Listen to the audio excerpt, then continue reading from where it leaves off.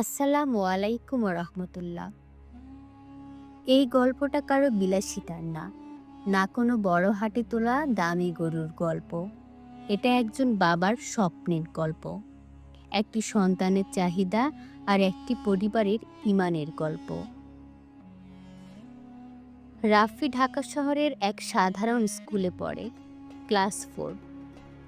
বাবা একজন অফিস সহকারী, ছোট অফিসে নামে মাত্র বেতনে চাকরি করেন।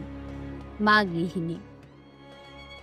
ঈদের আগের বৃহস্পতিবার স্কুল থেকে এসে বলল, বাবা, সবাই কোরবানি গল্প বলে ক্লাসে। আমিও বলেছি এবার আমাদের বাসায় গরু আসবে। বাবা থমকে গেল, চোখে পানি এলো। ছেলের মুখের হাসি দেখে নিজেকে শক্ত করল। ইনশাল্লাহ আসবে বাবা, দোয়া করো শুধু।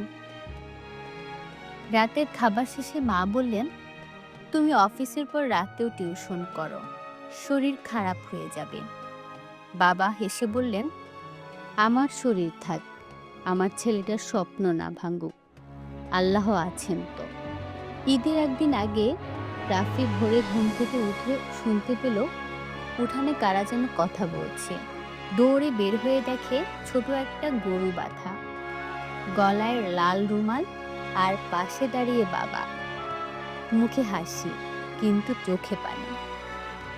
রাফি চিৎকার দিয়ে বলল, আমাদের গরু এসেছে বাবা, তুমি পেরেছ। বাবা ছেলেকে কোলে তুলে বললেন, আল্লাহ আমাদের নিয়ত দেখেছেন রাফি, আমি শুধু চেষ্টা করেছি, তিনি ব্যবস্থা করেছেন। বন্ধুরা, কোরবানি শুধু একটা পশু জবাইয়ের নাম না, এটা হলো নিয়ত, ঈমান, বিশ্বাস ও আল্লাহর উপর ভরসার নাম। বাজারের দাম যতই বাড়ুক, আল্লাহর রহমতের দরজা সবসময় খোলা রাখে। আপনি কি চাচ্ছেন কোরবানি দিতে আল্লাহর সন্তুষ্টির জন্য? তাহলে এখনই কমেন্টে লিখুন ইনশাল্লাহ। একটি শব্দ, কিন্তু হতে পারে জান্নাতের পথে আপনার নিয়তের প্রথম ধাপ। আল্লাহ আমাদের সবাইকে হালাল উপার্জনে কোরবানির তৌফিক দান করুক, আর যারা সামর্থ্যহীন তাদের জন্য ব্যবস্থা করে দিন। আসসালামু আলাইকুম রহমতুল্লাহ।